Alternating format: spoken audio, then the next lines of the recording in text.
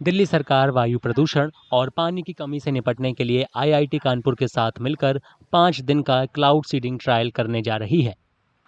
अधिकारियों के मुताबिक इस दौरान उड़ानें मौसम के हिसाब से चलेंगी। क्लाउड सीडिंग को कृत्रिम बारिश कहा जाता है। ये एक वैज्ञानिक तरीका है जिसमें खास तरह के रसायनों को बादलों में छोड़ा जाता है ताकि बारिश करवाई जा सके। एक डिसीजन ये लिया कि हम एक ट्रायल बेसिस के ऊपर दिल्ली के अंदर क्लाउड सीडिंग से रेन बरसात कराएंगे। हमारा पर्पस ये है कि आने वाले दिनों में, और ये पर्पस खाली उस वक्त के लिए ना हो जब बहुत एक्सट्रीम में यहाँ पोल्यूशन हो जाता है। हम चाहते हैं कि एक बार हम एक ट्रायल करें और ट्रायल के बाद हम जब भी ग्रैब के ऊपर आने की बात आए तो हम अपनी कोशिशें लगातार उसमें करें कि हम किस तरह से क्लाउड सीडिंग से बरसात करा सकें। इस परियोजना की अगुवाई आईआईटी कानपुर कर रहा है, जो वैज्ञानिक, तार्किक और मौसम के हालात के हिसाब से क्लाउड सीडिंग के लिए बाहरी दिल्ली के 5 इलाकों का चुनाव करेगा। आईआईटी कानपुर ने इससे पहले 2023 में अपने कैंपस में क्लाउड सीडिंग का सफल परीक्षण किया था।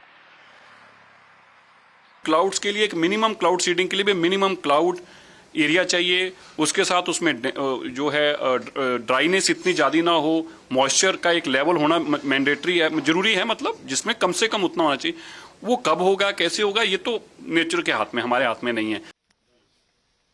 पर्यावरण मंत्री मनजिंदर सिंह सिरसा के मुताबिक सुरक्षा और हवाई क्षेत्र प्रतिबंध की वजह से लुटियंस दिल्ली या एयरपोर्ट के पास ट्रायल नहीं होगा। पहला परीक्षण मई के आखिर या जून तक होने की उम्मीद है। हम डीजीसीए के साथ और हमारी जो कानपुर आईआईटी कानपुर के साथ मिलकर वो ही एक बार डिसाइड करेंगे कि कौन सा एरिया होना चाहिए, क्योंकि वो वीआईपी जोन से बाहर होना चाहिए। कौन सा एरिया होगा, कहाँ पे उनको लगता है कि ज़्यादा पानी हम बरसात का कलेक्ट कर पाएं, कहाँ पे हम उसको टेस्ट ज़्यादा बेटर कर पाएं, वो हम एक जब हमारी अपनी फाइनल रिपोर्ट पुट अप करेंगे कैबिनेट नोट में, उसमें तब तक हम इसकी तैयारी करेंगे। लेकिन बेसिक यह है कि दिल्ली के आउटर दिल्ली में कहीं हम इसको एक्सपेरिमेंट करेंगे।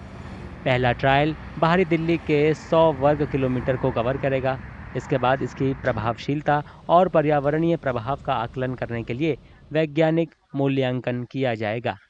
हमारा फर्स्ट फेज में जो हम चाहते हैं कि ट्रायल के दौरान एक छोटे पोर्शन में किया जाए, उससे जो उसकी बरसात का पानी भी लिया जाए और बरसात का जो वाटर है उसकी ये टेस्ट किया जाए कि उसके अंदर कोई ऐसे हैजर्ड्स कोई तो नहीं है जिसके अंदर कोई ऐसा कोई पानी के अंदर ऐसा केमिकल जो लोगों के लिए खतरनाक हो सकता हो, तो उसको भी हम पहले प्रॉपर जांच लें।